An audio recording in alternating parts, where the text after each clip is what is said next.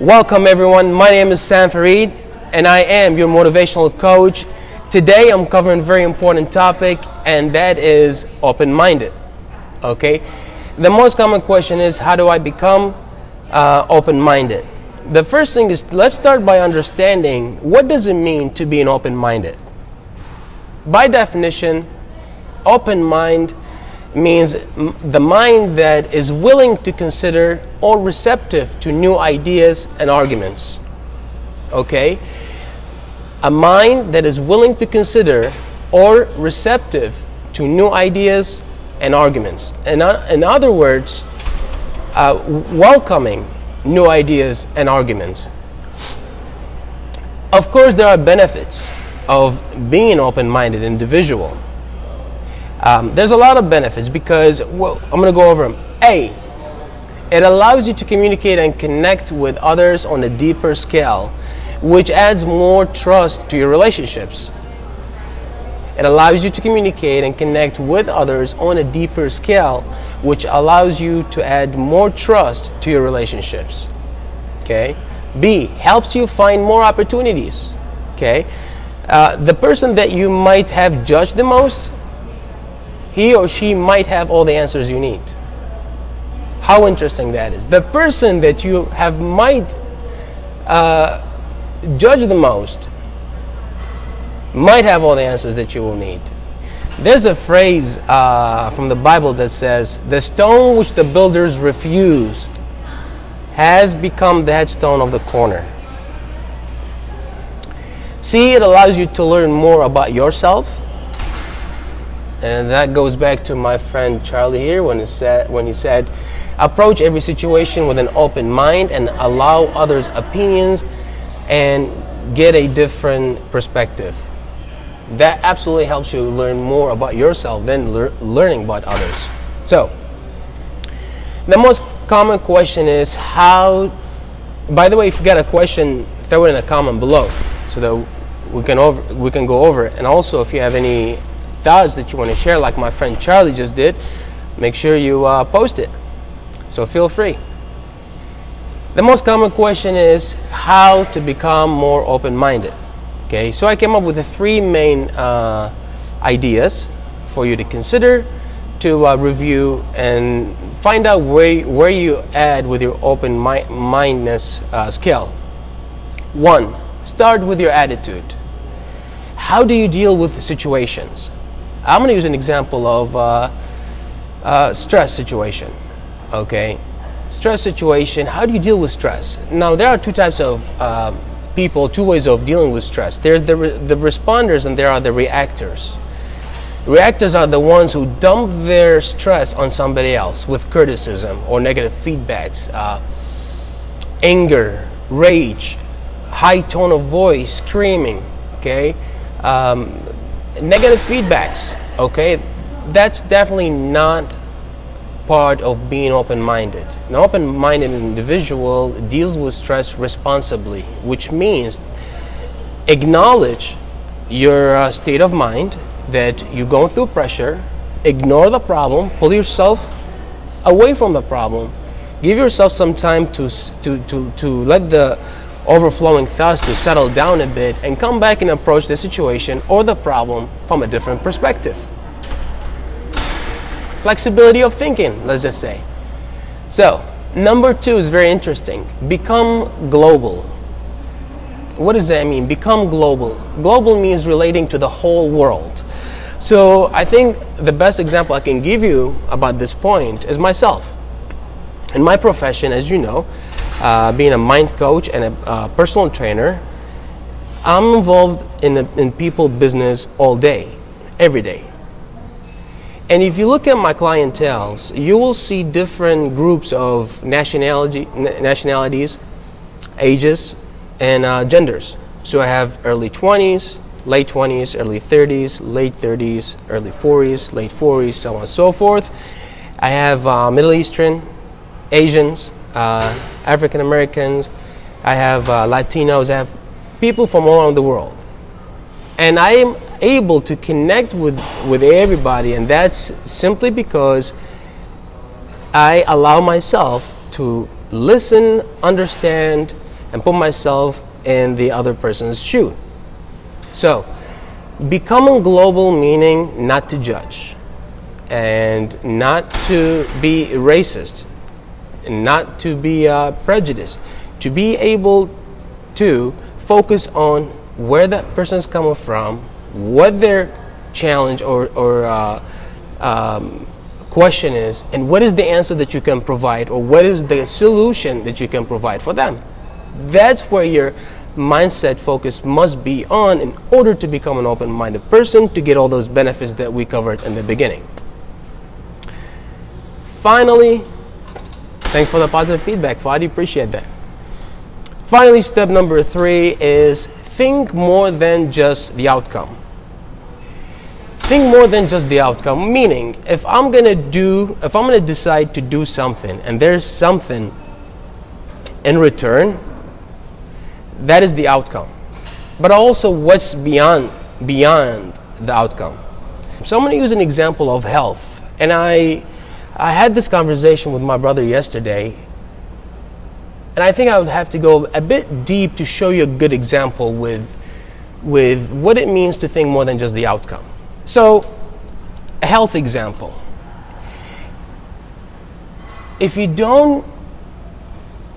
decide not to take care of your health, if you decide not to exercise, and if you decide to eat whatever you want, it's no big deal. If you decide that I'm going to focus on my business, let's say, and I'm going to leave everything else aside, because the outcome is the business results, the money. So if you just focus on the outcome and not what else is after that, you might have to deal with the side effects or consequences, such as. So let's say you're in your mid-40s. You've grinded between 30 and 40 years old, and now you finally hit your goal, you made your first million, and that was the outcome, but you also ignored your health, and you did not realize what's after that outcome. It's so messed up when you get to a place and you realize that you can't enjoy it. So if you realize that finally I made it in my business, but my health is behind, now I have to go back and take care of my health, that's when you're falling behind in your life, okay? So you thought about the outcome, but didn't thought about what else comes with it, okay? Because your mind was only going one direction and wasn't open to receive ideas about what else could be included with that outcome, okay? And to allow yourself to think more than just one goal, or to think about more than just one step, it allows you to approach any situation or any goal from different perspectives. It allows you to change your action and your direction to where you want to go. Therefore, your outcomes are more in a healthier place than when you approach it with closed mind. I think I got a question here. If in a situation of education and having to educate, would the outcome not be enlightened? If in a situation of education and having to educate, would the outcome not to be enlightened? Situation of education.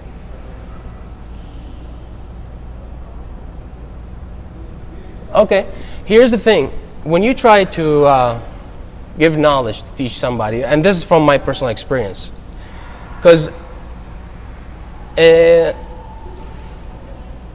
there's a saying, give your services or your knowledge to the people who deserve it and not to the people who need it.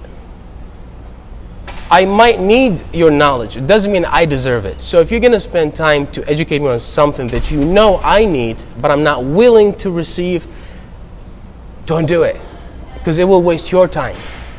So if I'm trying to teach somebody about health, like which that scenario happens a lot. I have some family members, for example, and I tell them, look, your health is in a threatened in a threatened position, and I no matter how much I keep educating them about nutrition, exercise, and sleeping, they never take the advice. So I realized that they don't deserve the advice. They need it, but they don't deserve it. I put myself away because it's going to drag me, it's going to drain me from my energy, and neither of us is going to get results from it. Does that answer your question, Charlie?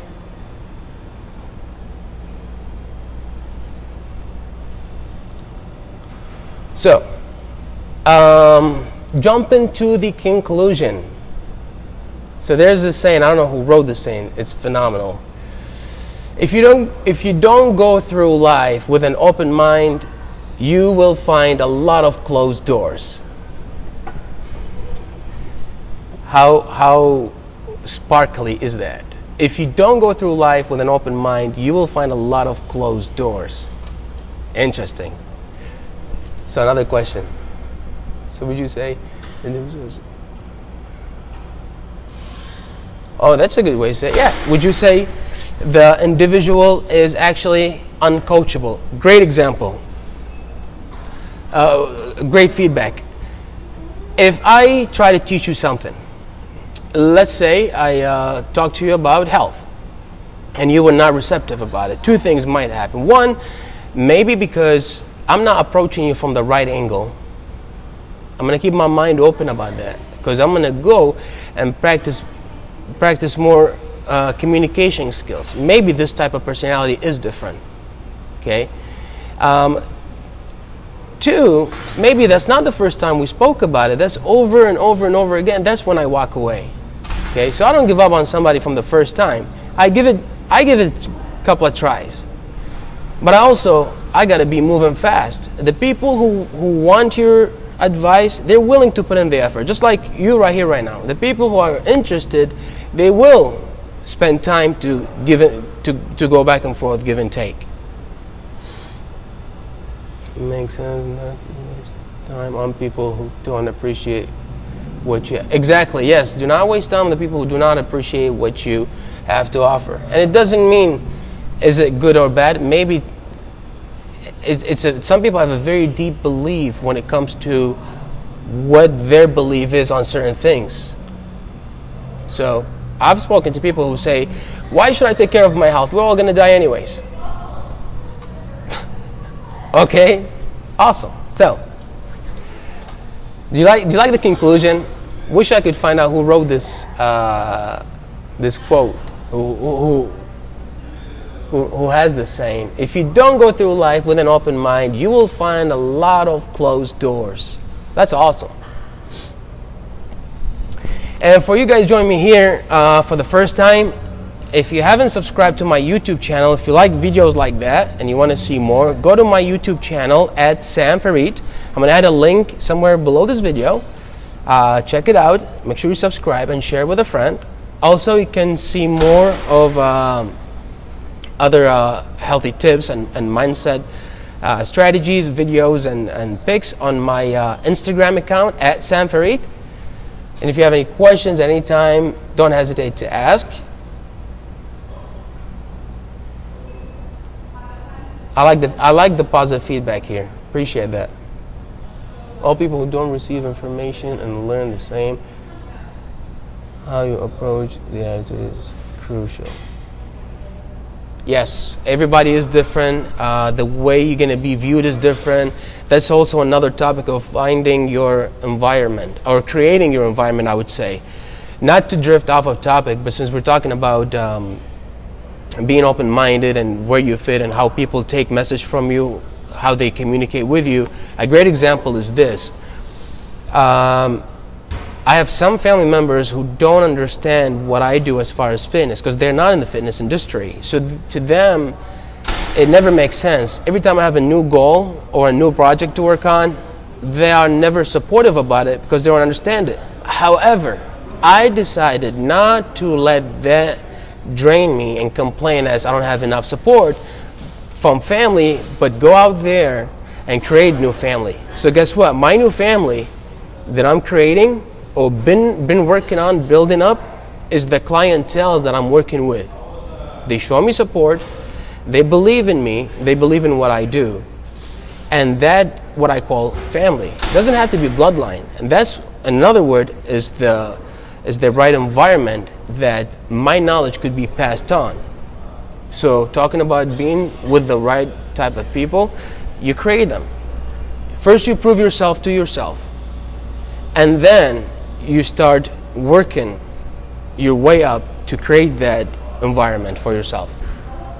Give me one second, there's a question over here. Does mindset of others who don't share the same opinion as yourself, or maybe even don't have knowledge on the subject, need you to evaluate how to respond? Agree. Agree, do not resist. If I'm having a conversation with you and you don't have as much knowledge as I do about that topic, and I'm sharing my ideas, but if you're not allowing me to give you, I'm not going to continue. I would agree with you, whether you're right or wrong, whether I agree or disagree, I agree regardless, and then walk away. Because sometimes resistance could cause more friction, and it breaks trust in between. You can't just immediately accept things or the truth instantly. Sometimes it takes time to settle down in somebody's mind, to go through an experience to realize that you were right. Then they come back to you with a new attitude. So if you're not familiar with the mindset that I've created, the mentality called Swing the X mentality, and Swing the X basically represents continuous action towards any obstacle or task that you want to accomplish. Swing the X is a mindset that has certain rules that if you follow those rules, I guarantee you, not promise you, I guarantee you, you'll get more done with less amount of time, and you will also find more success and opportunities in your life. Those rules are, number one, we move fast. We move very fast. So we don't wait for somebody to come save us from our situation. We don't wait for hopefully one day some luck's gonna happen. We take action today. We move very fast. As soon as the idea hits the brain, boom, the action is taken instantly. And number two is we have thick skin. We don't just contract from negative feedback, or someone says something we don't like and immediately get all sensitive and emotional about it. Doesn't matter what somebody wants to say. You are who you are. You do what you do. You live your life and not somebody else's exceptions or their life. You are you. Swing the axe towards your obstacles. Number three, we do more, not less. So if I'm trying to pull myself away from a project, instead of working, if I know I need to put 4 hours of worth of work to that project, whether it's making phone calls or send out letters, I'm gonna double the effort. Instead of going less, I'm gonna go more. Okay? So for example, today I didn't really feel like working out, so I thought just do 30 minutes of workout is enough. That was my first thought, and I decided, no, wait a minute, we do more, not less. So I actually doubled the effort and did 1 hour workout instead of half. Okay, so no whining. Number four, no whining, which means my back is hurting a little bit. Oh, today was shitty, and I don't know, and excuses, so on and so forth. No whining. It is what it is. You can only change how you view things.